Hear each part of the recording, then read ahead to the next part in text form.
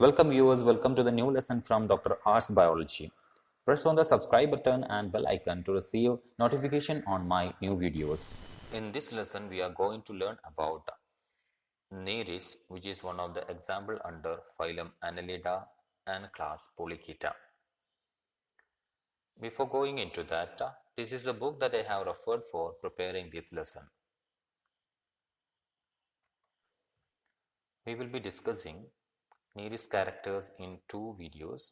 The part A video will be containing general characters and morphological features, and the part B video will be containing adaptations of Nereis. So let us see the general characters or morphology. First of all, habit and habitat. You can see that Nereis is commonly known as sandworm, clamworm or ragworm.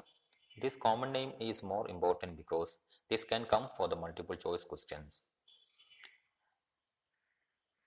Nereis usually prefer to hide under any objects like it can be rocks, it can be algae, etc.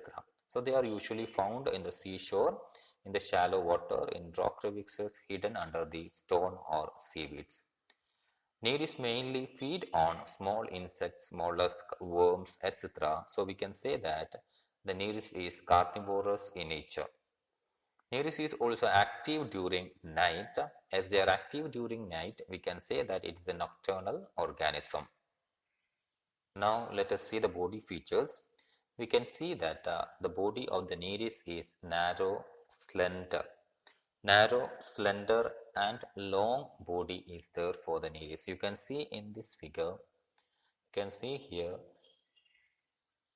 it's long, and we can also see the fact that it is tapering posteriorly. It is comparatively broad anteriorly. Another important feature is the flattening. We have learned about two types of flattening. First one is the dorsoventrally flattening. So in dorsoventral flattening, the dorsal and ventral surface will be compressed. As a result, this one will be the distance between dorsal and ventral side will be very small. The second flattening we have learned is the bilateral flattening, just in case of the fishes and all. So here two lateral sides will be, or right and left side will be nearby. So that sides will be flattened and the dorso and ventral positions will be comparatively in high distance. So in case of the Nereis, we can see that it is dorso-ventrally flattened. And regarding the symmetry, we have learned annelids have bilateral symmetry where you can cut the organism into two equal halves passing through the central plane. Now the next one is the metameric segmentation. We have learned in the general annelid characters that it is metamerically segmented. The same is applicable for Nereis where it is metamerically segmented. That means segmented externally and internally. Segmented externally with the groove and internally with the septum that is separating different segments inside. Nereis body is divided into three well-marked regions, and the first region that is in the anterior most region, and that is nothing but the head region. The second region is the middle region, which is called trunk region. And the last one is nothing but the last segment called the pygidium. So the pygidium we will be discussing here itself because we don't have to learn much about it. It's nothing but the elongated and swollen last segment of the body bearing the terminal annals. So the pygidium also contains sensory papillae along with the anal cirri, which is meant for the sensory action. We will be discussing head and trunk in the upcoming slides. So let us see the head first. As we discussed, head is the anterior most region and it will be definitely located at the anterior end. This anterior end region head is divided into two main parts, which is nothing but prostomium and peristomium. Prostomium is the anterior, narrow, nearly triangular region without true segmentation. You can see here, so this part is known as the prostomium. The prostomium is mainly concerned with the sensory appendages or sensory organs. So we can see numerous sensory organs there. So first one is nothing but the eyes. We can see four pairs of eyes here. sorry, 2 pairs of eyes, total 4 eyes will be present on the prostomium. Then we can see tentacles, palps, and the nuptial organs. So you can see here there are prostomial tentacle and prostomial pulp. Nuptial organs are concerned with the chemosensation, but it is not present in this figure. And the tentacles and pulps are concerned with the tactile sense or the mechanoreceptors. Peristomium is the region which covers the mouth or which bears the mouth. You can see it here on the ventral side. So this is a ventral view and this one is the dorsal view. So in this ventral view, we can see large ring-like structure which is carrying mouth ventrally, and that region is known as the peristomium. Peristomium also bears tactile organs, and which is nothing but the peristomial cirri. So peristomial cirri is there in the peristomium, which is tactile organ, and then prostomial tentacle, prostomial pulp is there on the prostomium, which is also tactile. Eyes are photosensitive, and then nuptial organs are chemosensitive in nature. So let us see the trunk region next. Trunk region is the metamerically segmented region between head and pygidium, and it is composed of 80 to 120 segments. So the number will be varying among different species of Nereis. The trunk region bears parapodia. So parapodia will be present in pair at each segment of the body. We know that each segment will be known as the metamer or somite. Parapodia is mainly locomotor in nature. That means it helps in the locomotion. So at each segment this parapodia will be there. The parapodia is having two main parts, that is nothing but notopodium, this upper region, and the neuropodium, this lower region. Neuropodium is sensory in nature also, and the notopodium is mainly locomotor.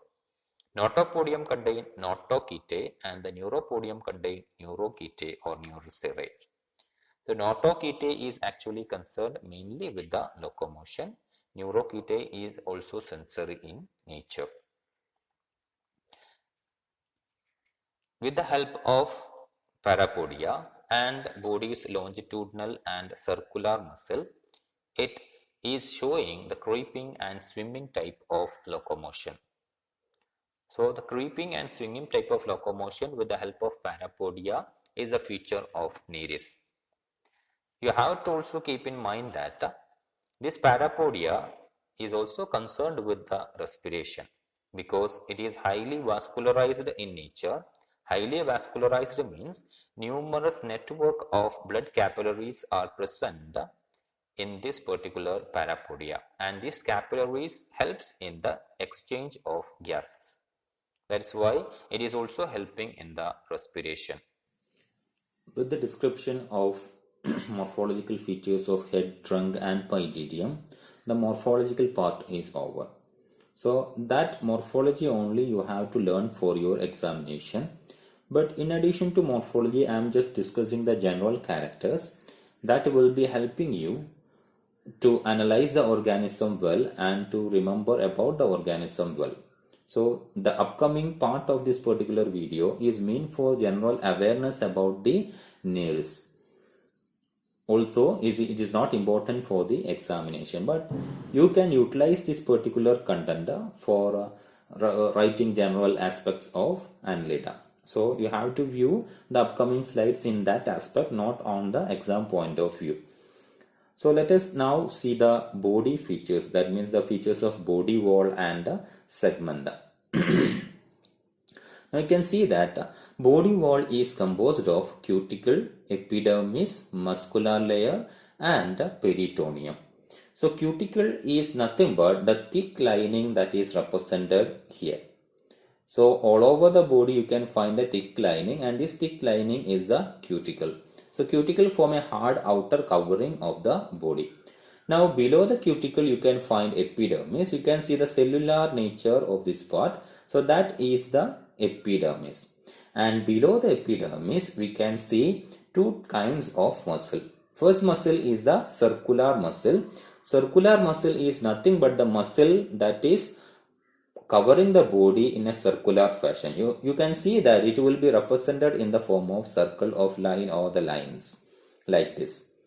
Okay, the horizontal lines will be representing the circular muscles.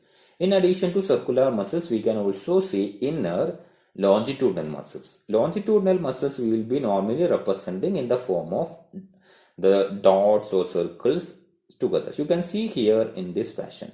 So this part is actually the longitudinal muscle. With the help of circular and longitudinal muscle, the peristaltic movement is possible, that we have learned in previous videos.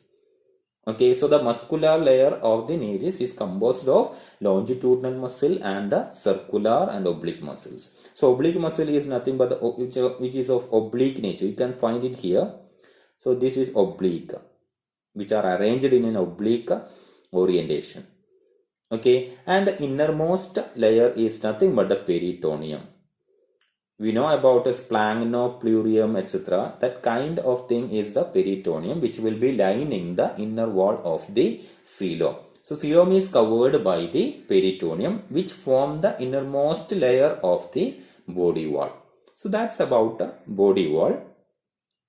Now, what is the kind of coelom in nares? In case of the annelida, we have already discussed the type of coelom in annelids are nothing but schizocelic coelom. So schizocelic coelom is formed by splitting of mesoderm into two layers. So we have learned in the video which we discussed the annelid salient features about how the schizocelic coelom and enterocelic coelom are different. So you have to see that video first and then come back again to this if you did not watch that particular content before. Okay, so schizocelic coelom is a coelom of nares. So let us move to the next general feature. In this slide, we can see the digestive system and respiratory system of nares. Digestive system of nares is complete with the mouth, unbranched alimentary canal, which is having three regions: stomodium, that is nothing but the foregut; mesenteron, which is nothing but the midgut; and proctoderm, which is the hindgut. So alimentary canal and anus will be the part of digestive system. So simply we can say that the anterior opening of the alimentary canal is mouth and posterior opening of the alimentary canal is the anus. The stomodium will be the part of the alimentary canal till the esophagus. From esophagus to intestine it will be mesenteron. Yeah. And then the remaining part, the rectum, will be the proctoderm. So stomodium up to esophagus, esophagus to intestine, mesenteron, and rectum is the proctoderm. So in case of the nares, the respiratory system is composed of network of capillaries surrounding the body. So there is no specialized respiratory organ present in nares. So general body surface will be acting as the respiratory surface because it is rich in capillaries where where this organism can go for the gaseous exchange. In addition to general body surface, in case of the nares, the appendage parapodia is also helping in the respiration. You can see here the red part that is labeled is the blood capillaries which is surrounding. So in case of the parapodia, you can find a large network of capillaries around the parapodia. So through these capillaries, blood will be moving, and along with the movement of blood, the gases will be exchanging from the environment to the body and from the body to the environment. So O2, CO2 exchange will be happening through the parapodia also. Now let us see the features of blood vascular system and excretory system of nares.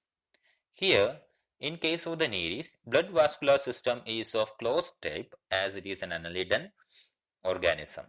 Okay, and it is composed of the main dorsal blood vessel and ventral blood vessel. You have to keep in mind that dorsal blood vessel will be comparatively larger than the ventral blood vessel, plus the blood that is passing through these blood vessels. So the blood is red in color. It is due to the presence of hemoglobin or chlorochlorine. Okay, so blood vessel, the main two blood vessels are dorsal and ventral vessel.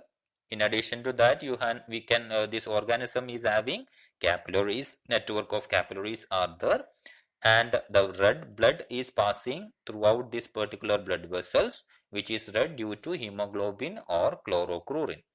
So coming to the excretory system is composed of paired nephridia.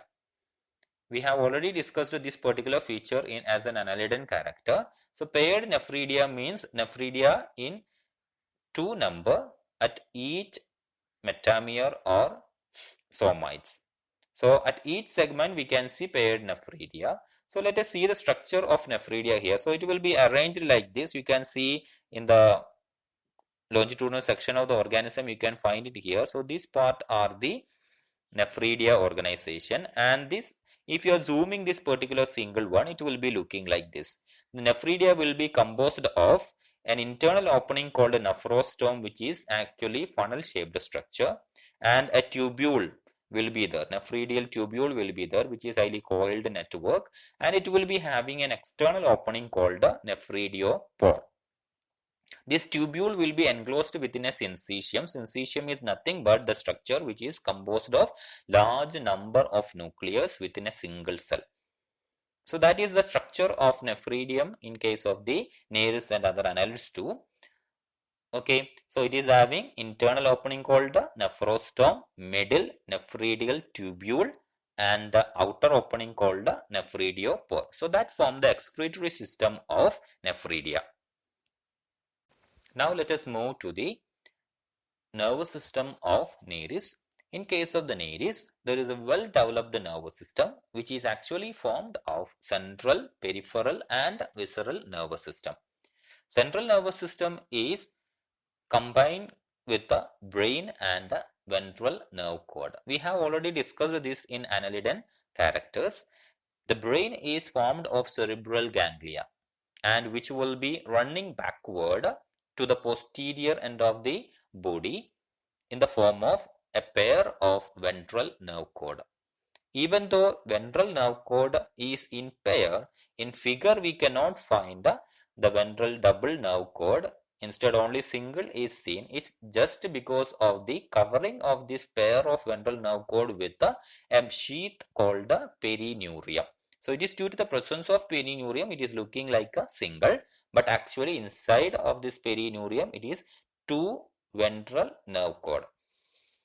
The peripheral nervous system is nothing but the nerves that is originating from the central nervous system, and this peripheral nervous system which is innervating the visceral region is known as the visceral nervous system. So in case of the Nereis, there are mainly three parts of the nervous system. Central nervous system composed of brain and the ventral nerve cord. Peripheral nervous system composed of nerves originating from the brain and the ventral nerve cord, and the visceral nervous system which is composed of nerves that is innervating the visceral organs and visceral regions. Now let us move to the reproduction part. In case of the Nereis, the organism is dioecious in nature. That means two different individuals are there to represent male candidates and female candidates. Thus we can say that sexes are separate in Nereis. So separate male and female individuals will be there. So dioecious Nereis, and this dioecious Nereis will be showing the sexual characters only during season. So the development of gonads will be seasonal. So seasonal gonads develop only during breeding season, especially in the summer months. So you can see here this particular condition is called heteronereis. Why? Because it's having two different parts. You can see this is a Nereis only, but Nereis in reproductive season is known as the heteronereis because the body is divided into two regions. The first region, that is in the anterior part, is actually non-reproductive part, and that will be known as the atoke. A-T-O-K-E. You can see here. So this region is the atoke, and the posterior region, which is actually reproductive, will be known as the epitoke. As the epitoke region and atoke region, which are respectively reproductive and non-reproductive, this nereis in breeding season is known as the heteronereis. We can see, being an aquatic organism, it is commonly external in fertilization. So external fertilization will be happening in case of the nereis. And also we have to note the fact that the development is indirect with the presence of trochophore larva. This is the trochophore larva. So we have discussed this also in case of the annelidan feature.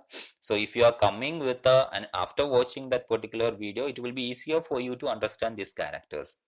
So that's about reproduction. I'm just revising. Keep in mind it is dioecious because sexes are separate.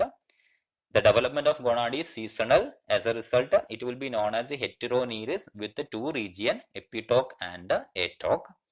Fertilization is external and development is indirect with the presence of trochophore larva. So that is the end of this particular lesson. So you have to watch the part B of the same nereis to know the adaptations of the nereis. So you have to watch part B of this video for nereis adaptation. That is also more important for your examinations. So thank you for your watching. And don't forget to subscribe my channel, Dr. Ars Biology. Thank you so much.